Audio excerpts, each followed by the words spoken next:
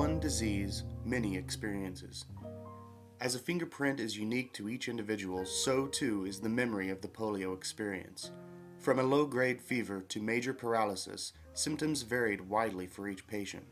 Each polio survivor remembers the pain treatments, hospital stays, physicians, and recovery from their own personal viewpoint and experience.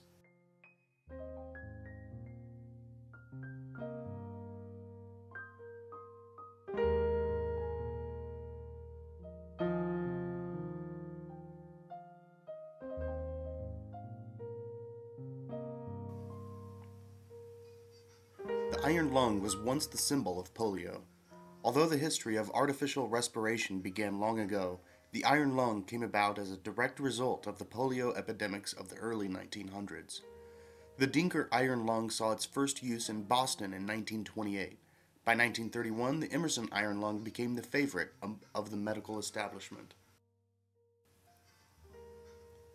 Many hospitals scrapped their iron lungs after the polio vaccination eradicated the disease in the U.S.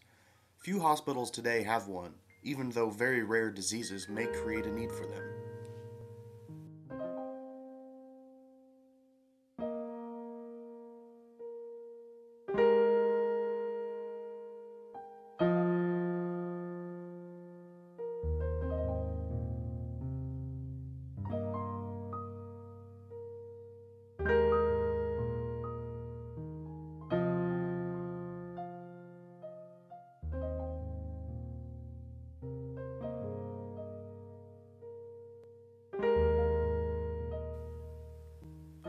The hot packs. Boiled in hot water and wrung out, pieces of wool blankets were then placed onto the patient's body and covered with silk cloth or rubber sheeting to hold in the heat. Another layer of toweling pinned the packs tight. Except for the joints, the entire body was covered, and when the packs cooled, it started all over again. This went on at least 2 or 3 times a day and often lasted all day long. Hospitals across the country used a wringer washer like this one. The washer would have been outfitted with a heater underneath to heat the wool for the hot packs used in the Sister Kinney method of treatment.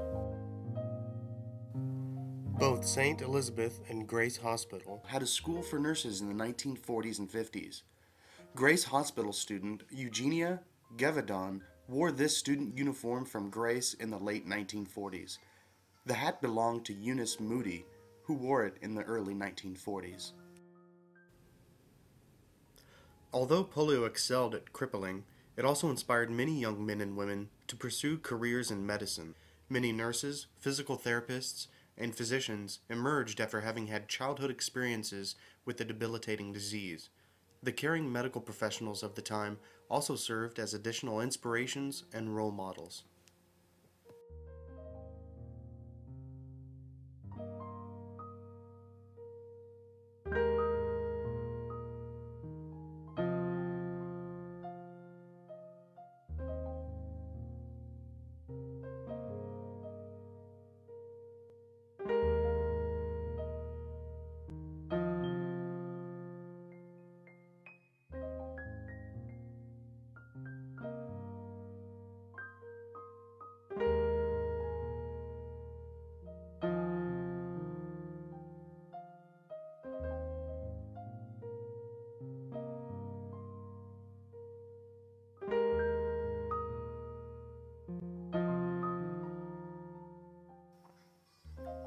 A woman of conviction. Sister Kinney, as Australian military medical nurses were called, brought her hot pack treatment to America in 1940. Medical doctors of the time largely believed that polio caused stronger muscles to pull on the weakened or paralyzed muscles, creating deformities. Splinting the extremities and holding them rigid was the accepted practice. The Kinney Method. Sister Kinney believed that splinting produced both the deformities and paralysis. The concept of rehabilitation in medicine was new, and many doctors disagreed with Sister Kinney's treatment, which included the exercise of stricken limbs. Most were slowly convinced when statistics showed that the paralysis rate of patients in her care dropped from 85% to 15%. Although the Sister Kinney method took a forward position in the fight against paralysis, Not everyone believed that this was the best method. Some thought the Kinney Method did more harm than good for acute cases of polio.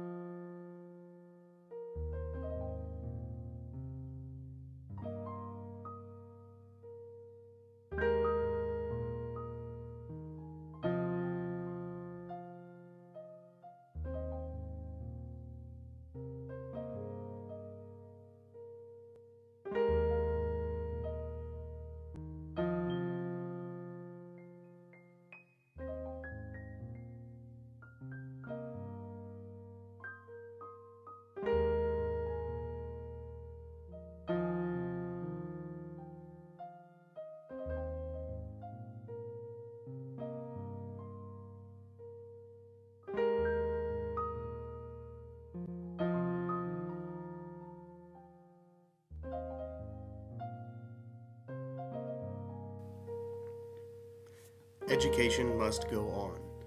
Lillian Teed was a local woman bent on service to the community, asked by the Hutchinson School's superintendent to teach hospitalized and homebound students.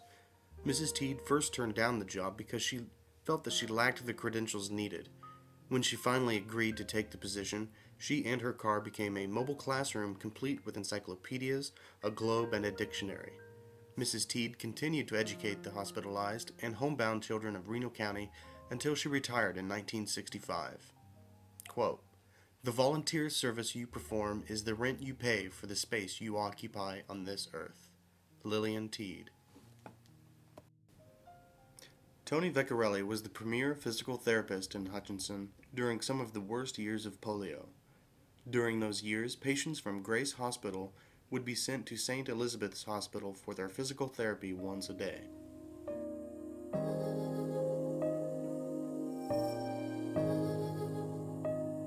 Dr. Guy Walker was the Hutchinson City health official during the polio years in Reno County. Dr. Walker was instrumental in bringing a certified Kinney therapist to Hutchinson and also worked as the liaison for the Kansas Board of Health. His contributions to this area of Kansas were endless.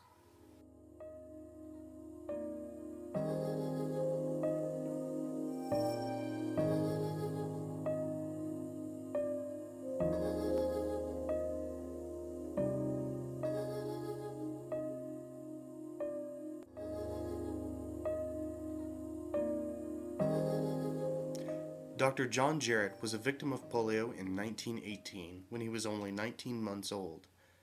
Dedicated to medicine, he became a pioneer in the field of orthopedic surgery. Early in his career, Dr. Jarratt would visit polio victims in their homes and travel all over Kansas to those in need of care.